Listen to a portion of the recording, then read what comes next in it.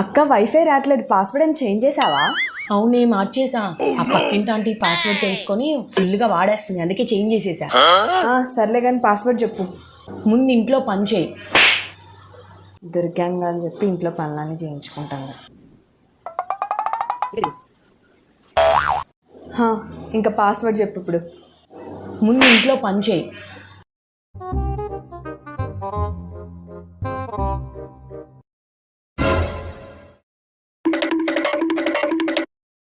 ఇప్పుడైనా wifi password చెప్పవే. Wifi పాస్వర్డే ముందు ఇంట్లో పని చేయి.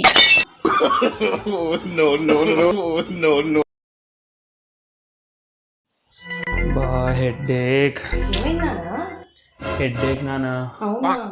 జెండుగా వేస్తా. ఎప్పటి నుంచి వస్తుంది? 2018 నుంచి రా. 2000.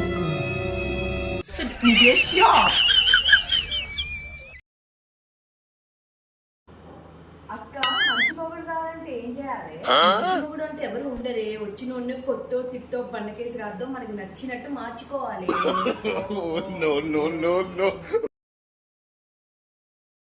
నానా ఏంటండి? చిన్నదానికి హాలిడేస్ ఇచ్చారు కదా, ఎన్ని రోజులు ఊరు ప్లాను? చెప్పాను కదా నిన్న 10 days వెళ్ళొస్తా అని. 10 days? నిన్ను చిన్నదానితో లేకుండా 10 days ఉండగలుగుతానా నేను?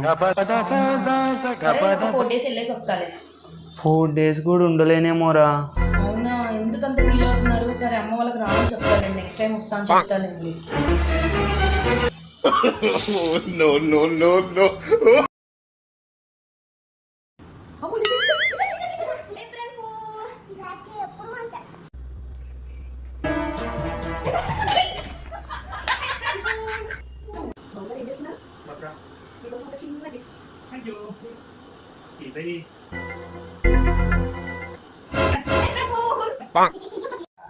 గాయత్రి, JNTU 3 రిజల్ట్స్ వచ్చినట్టు చూసుకో.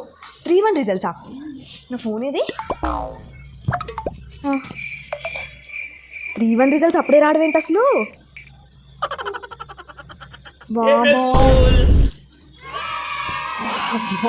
మార్నింగ్ నుంచి అందరినీ ఫుల్ చెప్తా.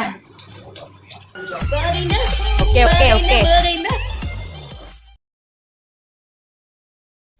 నీకు ఒకటి తెలుసా? ఏంటండి? 6 years బ్యాక్ మనం చాలా హ్యాపీగా ఉండేవాళ్ళం. అప్పుడు మనకి ఇంకా పెళ్ళే కాలేదు కదండి. అదేగా నేను చెప్పేది.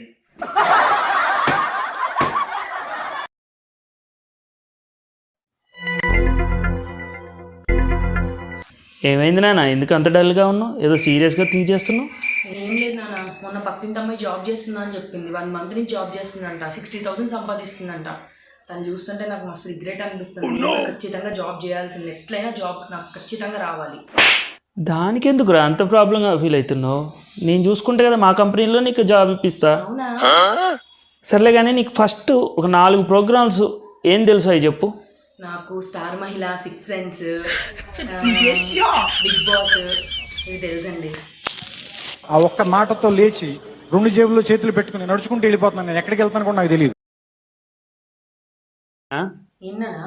నాకు డౌట్, నీకు ఫుల్ హ్యాపీగా ఇది నా టైం అని ఎప్పుడు అనిపిస్తుంది? మా పుట్టింటికి వెళ్ళినప్పుడు. ఎందుకంటే అక్కడ నా ఇష్టం కదా, నా ఇష్టారాజ్యం. ఎప్పుడంటే అప్పుడు లేవచ్చు, ఎప్పుడంటే అప్పుడు తినచ్చు. So full happy.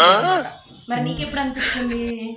నాకా, నువ్వు నీ కూతురు హాలిడేస్ ఇంటికి వెళ్తా చూడు, అప్పుడు హ్యాపీగా అనిపిస్తుంది. నన్ను అడిగేవాళ్ళు లేడు, నాకు ఇష్టం వచ్చినప్పుడు లెగుస్తా.